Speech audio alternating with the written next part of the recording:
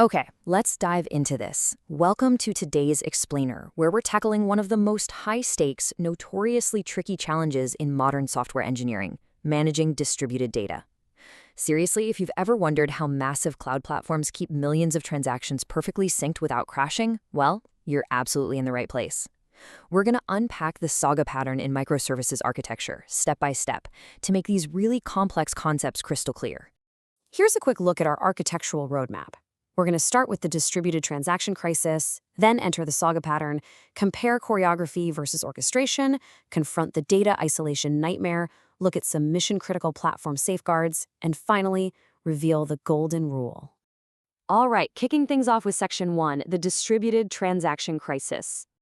To really grasp the solution here, we first got to understand how microservices fundamentally break the golden rules of database safety. I mean, the contrast is stark. In a traditional monolithic architecture, life is honestly pretty straightforward. You just wrap your database operations in a single transaction. If anything goes wrong, the database engine enforces ACID properties: atomicity, consistency, isolation, durability, and it simply rolls back every change automatically. You're totally safe. But in a microservices architecture, that model completely fractures. To ensure loose coupling, we use the database per service pattern. Imagine an e-commerce checkout flow, right? Your order service runs on Postgres, your inventory service is sitting on MongoDB, and your payment service relies on the Stripe API. They are completely isolated. You literally cannot just wrap a single neat transaction around them anymore. Now, historically, enterprise systems tried to fix this fractured reality with something called the two-phase commit, or 2PC. This relies on a distributed transaction coordinator to run a prepare phase, basically asking databases if they're ready, followed by a commit phase.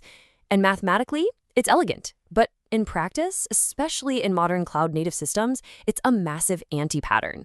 Why? Well, because it's a blocking architecture. It locks data records across multiple databases. If just one service slows down, the entire system crawls. And what if the coordinator crashes mid-transaction? Well, your participating databases are basically left in this uncertain state, holding locks indefinitely. It's kind of like waiting for a text back that's never ever coming. Plus, thanks to the CAP theorem, any minor network blip causes total system unavailability. So yeah, we definitely need a better way. Which brings us to Section 2. Enter the Saga pattern. Let's meet the hero of our architectural dilemma. The Saga pattern solves this whole crisis by making a really crucial trade-off. It trades strict, immediate consistency for eventual consistency.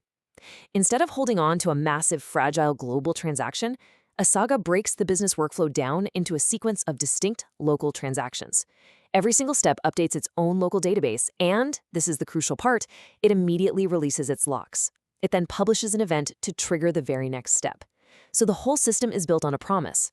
Either all steps eventually succeed, or the system will automatically run backwards to clean up the mess.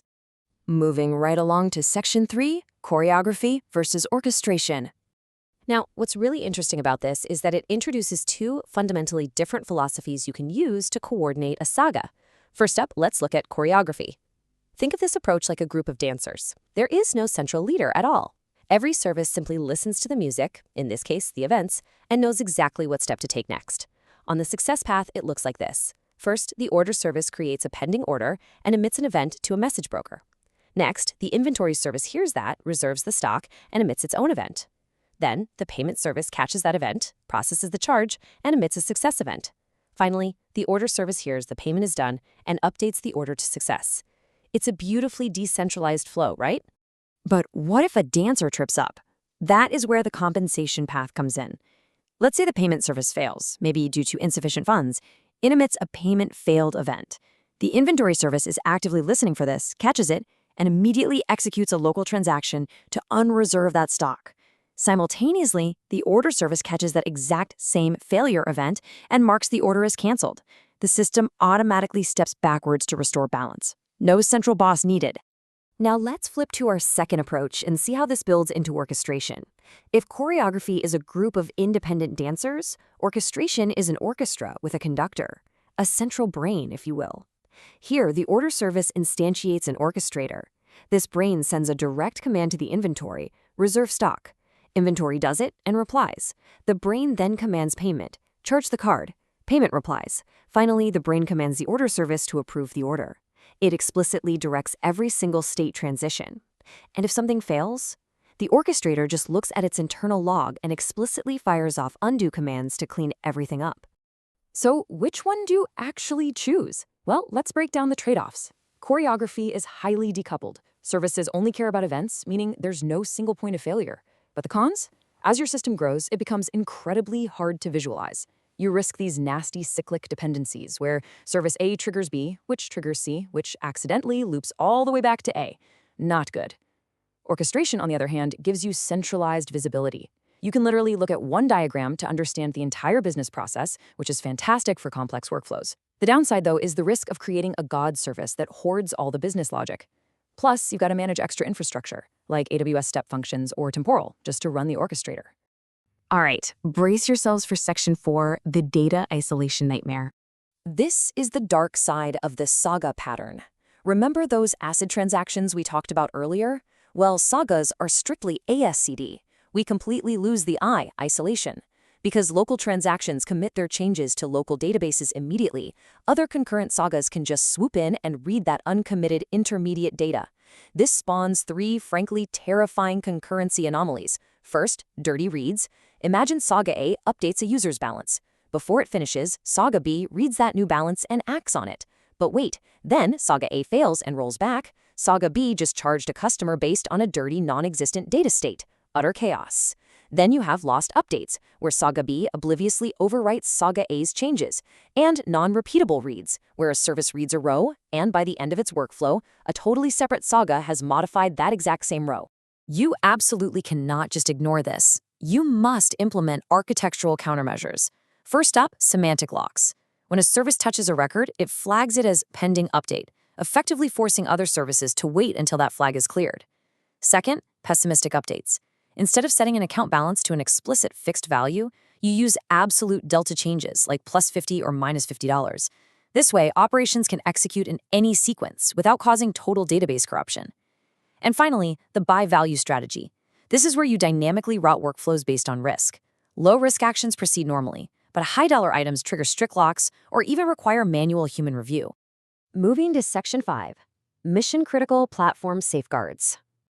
So, the crucial point here is that understanding the theory just isn't enough. We need to look at the non-negotiable patterns for reliable production systems. Safeguard number 1, the transactional outbox pattern. Think about a choreographed saga. A service updates its database and publishes an event. But what if the database updates and the server crashes literally a millisecond before the event hits Kafka? Your system is now permanently inconsistent. The outbox pattern solves this. Here's how it works. Step 1, the service writes its business data and the event message into a local outbox table inside the very same database, using one local ACID transaction. Step 2, a lightweight background process constantly reads that outbox table. And step 3, it safely forwards those messages to the broker. This guarantees at least once delivery.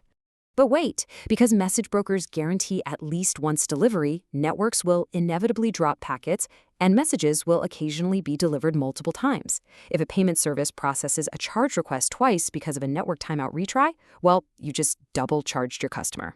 Big problem. That brings us to our second safeguard, strict idempotency. Every service must generate a unique global correlation ID at the absolute start. Before processing any request, the service checks an internal processed request table using that ID. If the ID is already sitting in there, the service simply skips processing and returns the cached response. Safety guaranteed. And finally, Section 6, the golden rule. We've covered the crisis, the solutions, the anomalies, and the safeguards. But the ultimate plot twist of the Saga pattern is this. The best way to implement a Saga is to design your system so that you do not need one.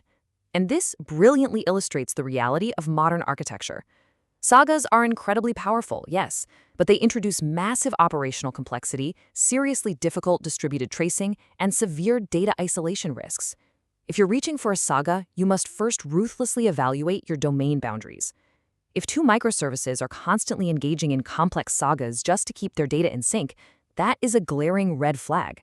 They are way too tightly coupled and honestly probably belong together in a single microservice with a shared database. Sagas should really be reserved for clear, separated business boundaries or third-party integrations. Which leaves us with a final, provocative question for you today. Are your microservices constantly engaging in complex Sagas just to keep data in sync? Or are they really just a monolith in disguise? It's a tough question, but it's one every architect needs to ask themselves. Thank you so much for joining me for this explainer. I hope these concepts have illuminated the incredibly complex yet fascinating world of the Saga pattern. Take a hard look at your own domain boundaries this week and keep learning. Catch you next time.